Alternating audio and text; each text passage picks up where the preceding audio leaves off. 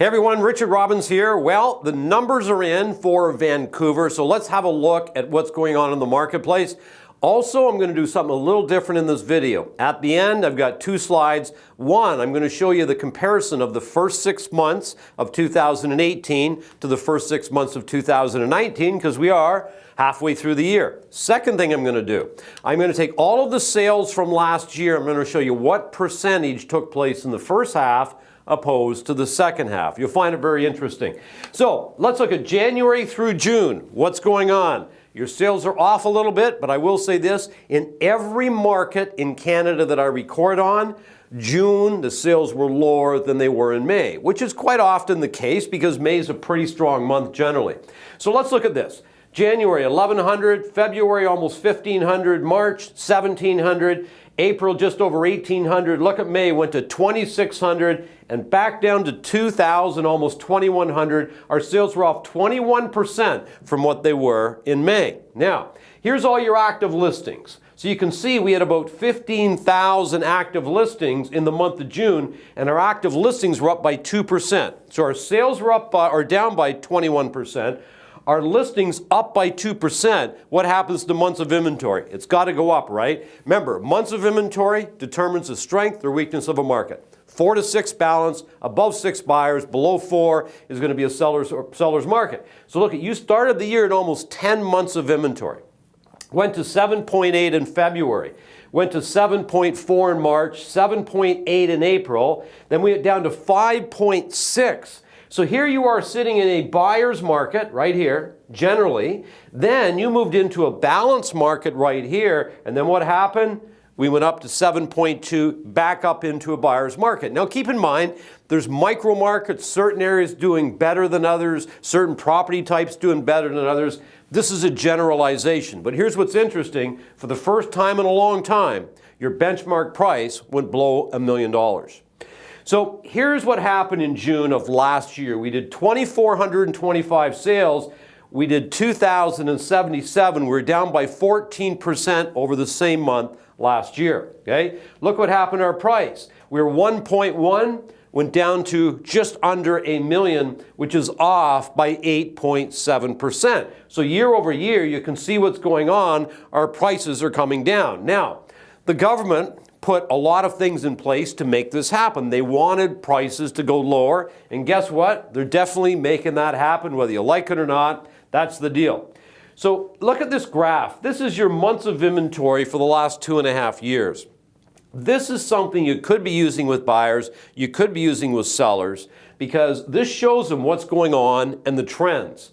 So we can see our months of inventory, if we go back to 2017, how low it was. We ended the year at 3.5. We started at around 3. Then what happened? We started, just below 4, and you can see what went on here. And then all of a sudden we went up. We ended at 9.6, and we started at almost 10. But again, if you look at this, right? So this was really good right here. Decent month, starting to come down. I was surprised it went up this far, I got to be honest. I thought it'd be more straight line, so of course back up to 7.2. But that's the market you're in. So let's look at 6 months last year, 6 months this year.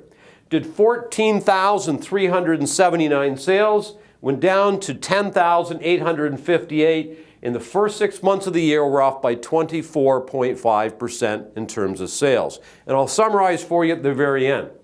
But here's what's interesting. First half of last year, if I take all of the sales, 58% of the business was done in the first half and 42% in the second. Now this is probably going to be common again this year, because if I look at all markets across Canada, they're doing more than 50% in the first half, which makes sense, right? You got the spring market, you got people wanting to move either before summer or before the kids go back to school in the fall. And then what happens, we have less opportunity, okay, when we get into the second half of the year. Now, the reason I bring that up is this. Now, if we look at Canada right now, Vancouver, you got the softest market. You got the most challenging market right now. From what it was for a long time, you also had the best market, right? So what goes up really fast sometimes goes the other way as well. So what I'm going to suggest is this. When I'm talking right now to our coaching members, I'm cautioning them on how to handle the summer. And here's what a lot of people do. You know, they work really hard in the spring, and all of a sudden the kids get out of school, maybe the weather starts to get a little nicer, you're trying to enjoy even more of the outdoors, and all of a sudden you start cruising through the summer. But I think that's really, really dangerous. And the reason it's dangerous is because we own real estate, the work you're doing, 30, 60, and 90 days before, you're going to see the results in the fall. So the work you're doing in July, the work you're doing in August, you start to see those results as we move into the fall. So let's say you just sort of take it easy over the summer, you're not making your phone calls, you're not staying in touch, you're not following up on leads, right? You're not marketing. And then all of a sudden you get to Labor Day. And then right after Labor Day, you go, okay, I'm going to get back at it. You know what I mean? It's time to go. But by the time you get it going, because it takes a while to get momentum, right? It takes that flywheel start to move. All of a sudden, you can't get it going in September, right? You're starting to get it going. You're trying to get, and all of a sudden, next thing you know, it's November. Oh boy, we're only a month away from the end of the year. This is what starts to happen. So here's what I want to suggest to you. I would say that what you want to do, and holidays are great. We all need to take great holidays. But when you work, work. Don't cruise. When you're off, be off. But keep making the phone calls, keep sending the texts, keep sending the emails, keep marketing. Do whatever it is that you do on a regular basis to generate business. And that is fully within your control. Forget what's going on in the marketplace, but do what you can control. And don't be doing less. And don't think, I'm going to give up because the market's not so good. Crazy. There's lots of sales still out there. You just got to go get the lion's share of them. And then everything will be fine. So just think about that. Discipline yourself, where maybe what you're going to do is I'm going to lead gen, I'm going to lead convert, I'm going to do lead follow-up, for 60 to 90 minutes every single day that I work. And if you do that through the month of July and the month of August, you're going to have a much better fall. So I hope this was helpful. Enjoy the summer, and remember everybody, it's a beautiful life. Make it count.